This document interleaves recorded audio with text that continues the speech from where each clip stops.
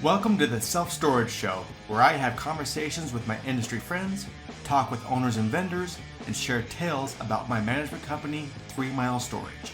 Let's go. Hey everyone, so I just finished putting together this new book, 3 Mile Storage Management, 3 Zones of Excellence. This is our framework for success in self-storage. Want a free copy? Okay, here's the deal. Book a strategy session with me. Together we're going to walk your business through the 3 Zones of Excellence framework. And I've done countless sessions like these over the years with many self-storage owners. I guarantee you that together, we're going to reveal some ways to increase your leads, rentals, and revenue. So go to 3milestorage.com and book your time today. Hi everyone, this is Jim Ross with the Self Storage Show. Another episode here with you for kind of like the interview series I've been doing lately. So got a good one here for you. I got Tom Flannigan. He's the self-storage advisor with Argus Self-Storage Advisors. How's it going, Tom? It's going great, Jim. How you doing? Good, good. Thanks for actually volunteering and being a part of this. And it was kind of a out of left field. I reached out and like, hey, Sure. you want to chat storage? So I'm glad you were available to do it. I'm always happy to chat storage, probably more so than most people want to hear about storage. So that's good.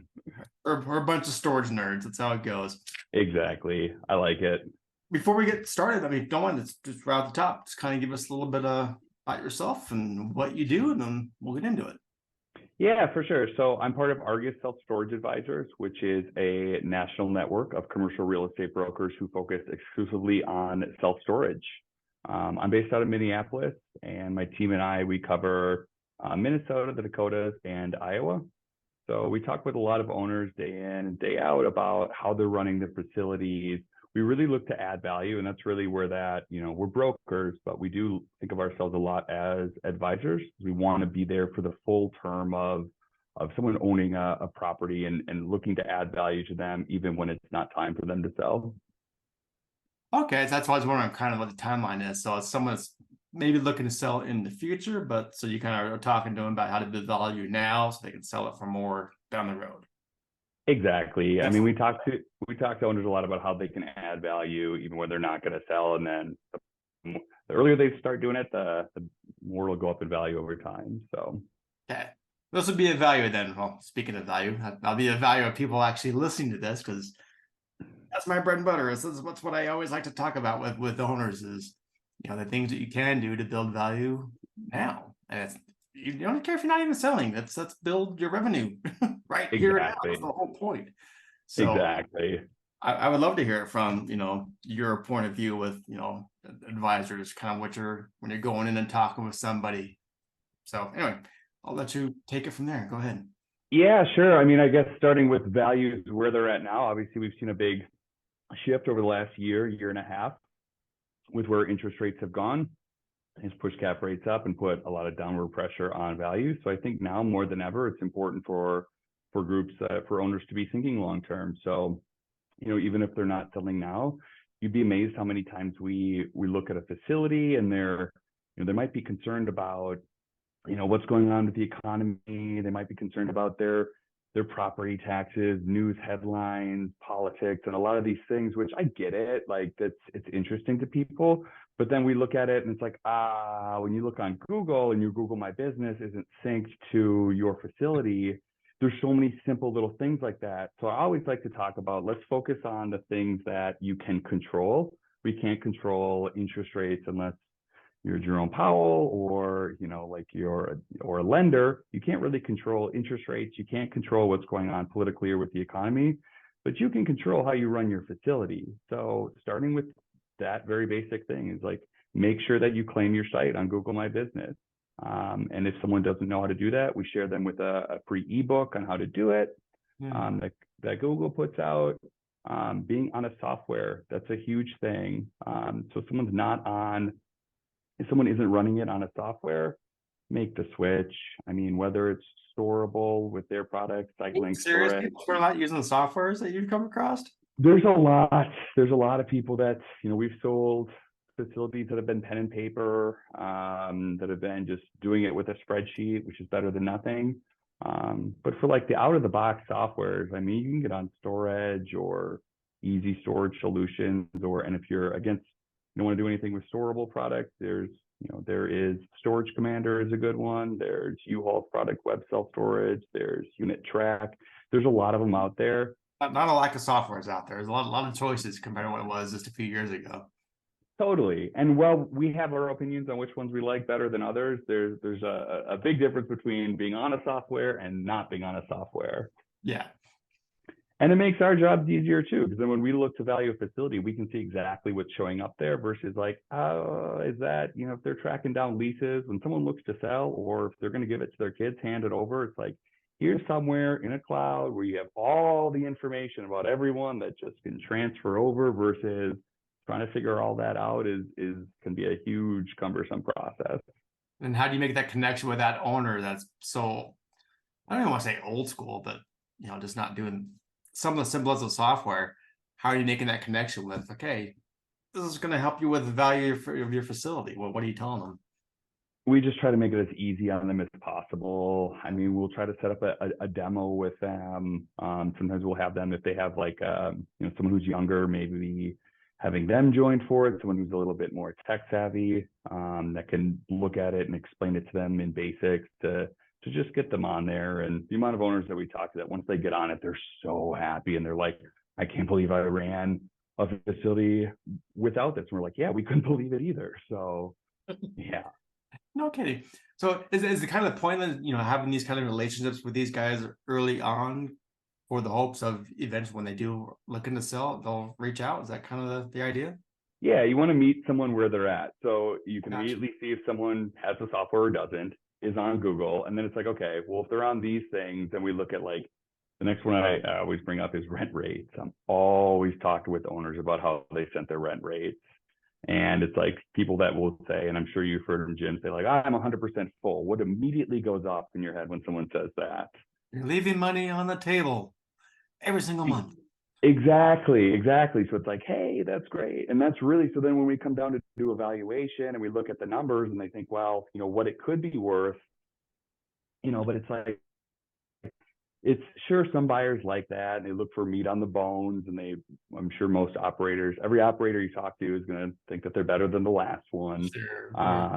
But really, I mean, I think that starting to do rate increases, like some of the owners that are out there that haven't done existing customer rate increases, that's so important. It's been such a theme of the last year and a half, because all the REITs are doing it. They're jacking up rates all the time on owners, get them in low, and then we're gonna increase the rate over time. So it's not like you have to go as extreme as the REITs, but I think that there's a lot of owners that have a facility that's close to 100% full, and they haven't adjusted their street rates or their in-place rates in 10 years. And it's when you're talking to owners that are in that position, what are they saying? Why? Is it a badge of honor being 100% occupied? I mean, what are they coming back with? What are they saying? What's their excuse? I mean, I like to stay full, or I don't want to, and a lot of them, if they don't have debt or very little debt and it's just cash flowing, they don't really care. Gotcha. But then I think they're going to care when it comes time for the price that they get. If they, you never know when you have to sell it. You never know when things might change for them.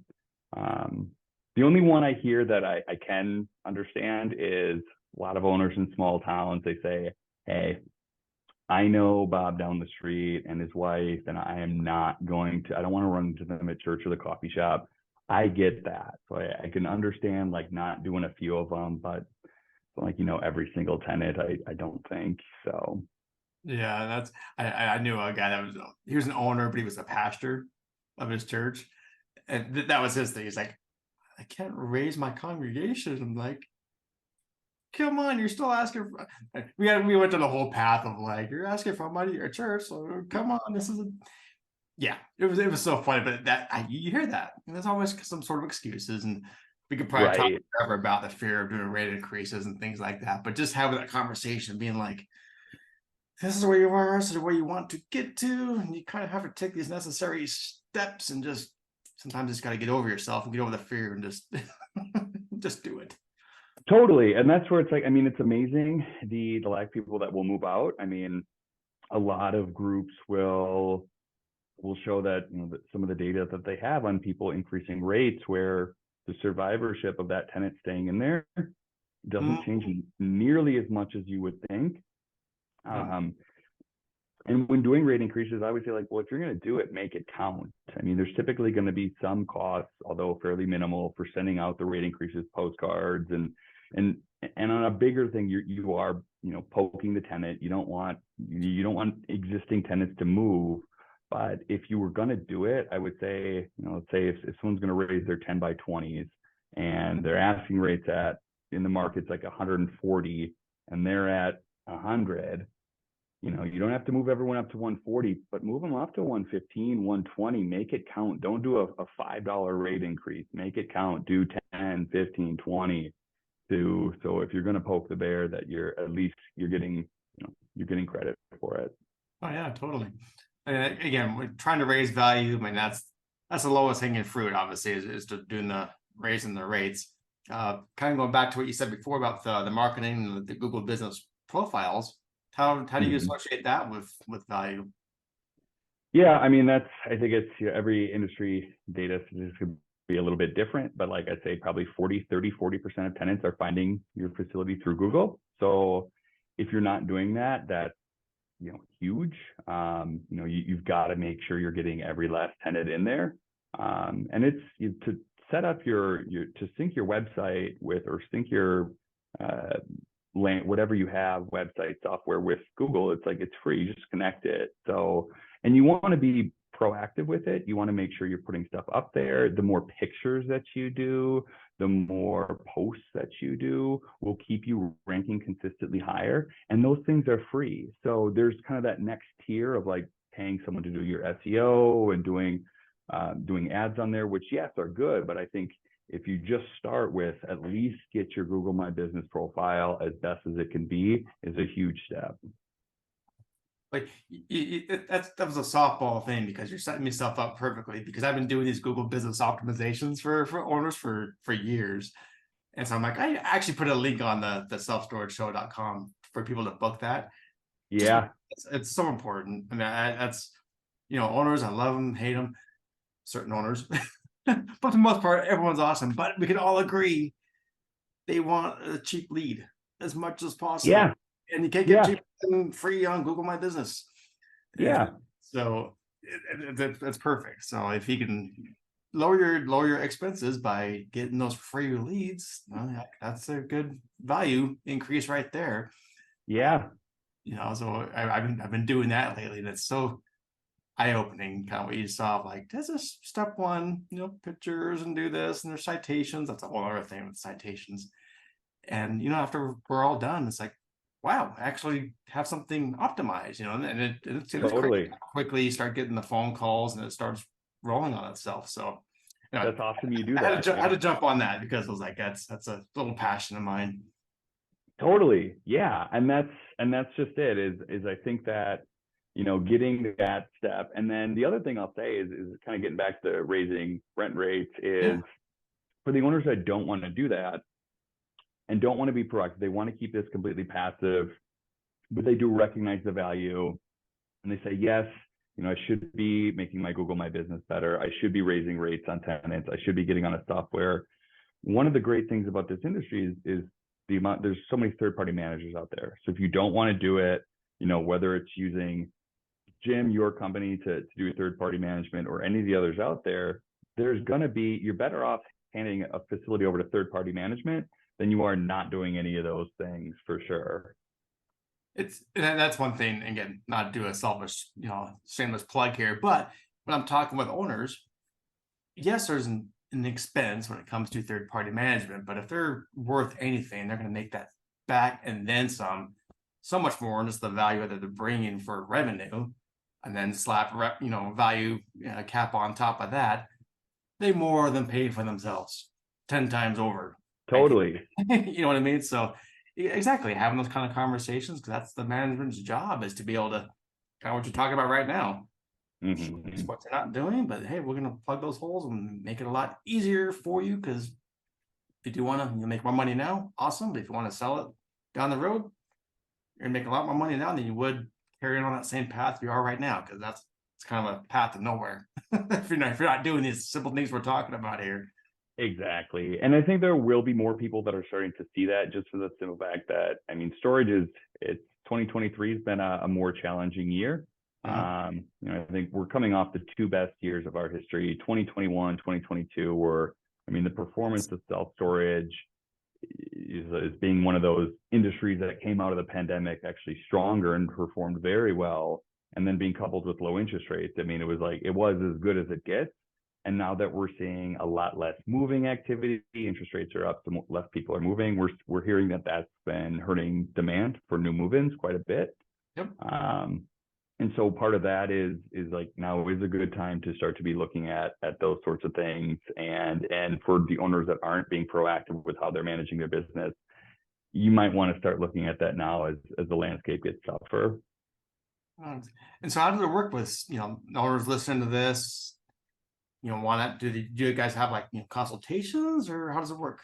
Yeah, we do free valuations for owners all the time. And that's a great starting point. There's no commitment to it. So just because you get a valuation with us doesn't mean that you're selling your facility. I think last year we did 60, 70 valuations. We didn't sell 60, 70 facilities, but I can tell you on each one, the owners that did it appreciated it, whether they were going to move forward to sell then, great. We're happy to do that.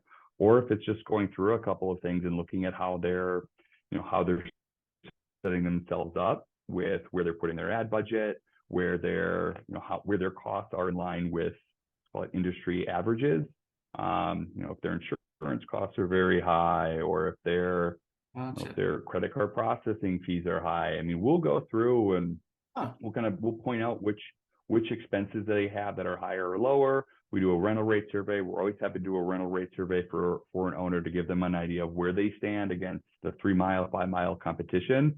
That's something for an owner's not doing that regularly. They really should be. So if they don't want to do that, we're happy to do it for them. So, and you guys do that for free? Yeah, we'll do it.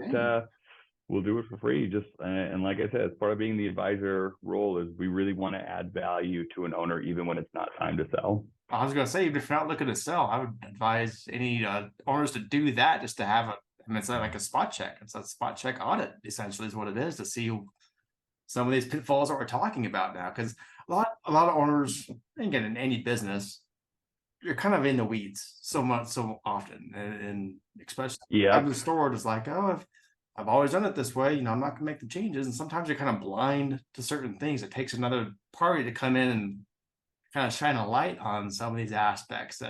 So I would just take up on that offer, just if nothing else, to have a third party kind of non-biased person to be like, here's some spots you might want to take a look at and optimize. Totally. Yeah. And we're always happy to do it. Sometimes someone will be upfront and be like, hey, Tom, you know what? I'm meeting with my financial advisor. I just want a quick, easy look at it. That way we're not really going in hard on it. We know that they're probably not going to sell. We still want to give them an idea, and then they're still going to look at things and help them make adjustments to grow the value long term. Well, of course, like I said before, now you're laying the groundwork. You have that relationship, so when they do want to sell later down the road, who they're going to reach out to. So that's perfect. Exactly. Yeah. So hopefully, if you're listening to this, guys, it's sparking some ideas. And granted, some of the stuff we're talking about is kind of low hanging fruit, but that's where you're going to get the bulk of your the impact. And a lot of times that's the things overlooked, is kind of the easier things, I swear. So yeah, I also hope that kind of sparks some interest to listen to this. I'd love to give the opportunity, for those that are listening, to where they need to go to get more information. They want to take you up on this evaluation. Cool. Where do they go? Yeah, go to our website, Argus Self Storage Advisors. You can email me, tom@selfstorage.com. Always happy to just give you the info of what info they should send to us to do evaluation, and really just anything they have questions. We talk to owners all the time about, hey, they're looking to do this expansion. How should they look for it? Sources of debt, building materials, which company they're using for their feasibility, what they're going to use for their, for their management company, their software, all aspects of it. We eat, breathe, and live storage. So this is, we're always happy to be a resource for owners. Welcome to the club. Eat, breathe, and sleep storage. That's how it goes. All right. Well, thanks so much, Tom. Yeah. This again, I appreciate it. Hopefully people will do this, take action, and reach out to you guys. Sounds good. Thanks, Jim. Thanks a lot. See ya. Bye. Before we wrap up, just a quick reminder. Do you want to level up your storage game? Visit theselfstorage.show.com. Grab some high-value freebies, check out top vendor spotlights, and stay in the loop with our newsletter. Do you want to chat about becoming a client with 3 Mile Storage Management? All the info's there. Plus, if you've got a story to share, we're listening. Everything you need is at theselfstorageshow.com.